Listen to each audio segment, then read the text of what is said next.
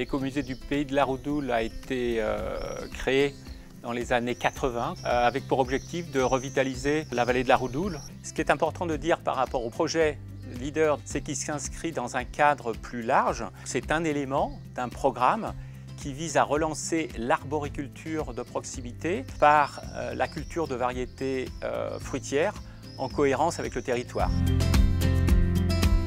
On s'appuie beaucoup en fait sur les pommes, les poires et les prunes. Dans le cadre des poires, on peut avoir des variétés comme la Curée, la Louise Bonne, qui ont eu un ancrage historique fort, mais qui aujourd'hui ont été délaissées au profit de poires de rendement en fait. Ce sont des variétés qui ont un ancrage local et en fait elles se sont développées localement.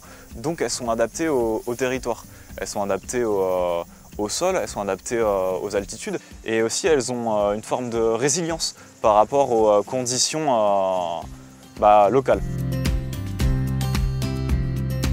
Le travail de l'écomusée a consisté à œuvrer à l'acquisition de connaissances, d'une part par une étude de terrain à partir d'ateliers participatifs et d'entretien avec des personnes ressources donc, sur le territoire, et d'autre part recherche d'archives.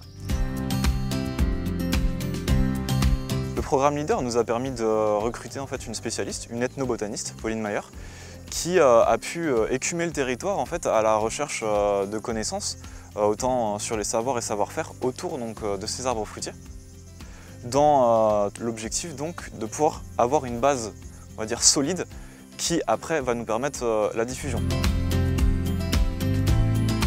Aujourd'hui, le champ d'intervention de l'écomusée, c'est le territoire de la communauté de communes Alpes-Azur, c'est-à-dire depuis le col de la Cayolle jusqu'à Puget-Théniers, et au sud, la vallée de l'Estéron.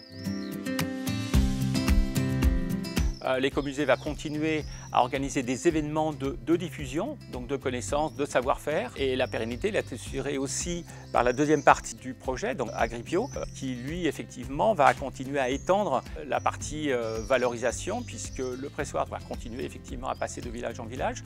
Et derrière, il y a la constitution d'un verger conservatoire. La prochaine étape, maintenant que notre projet est lancé, c'est de réussir à vraiment faire du lien avec des partenaires. Plus ce projet va avoir de l'influence et plus il va avoir une portée qui va être grande.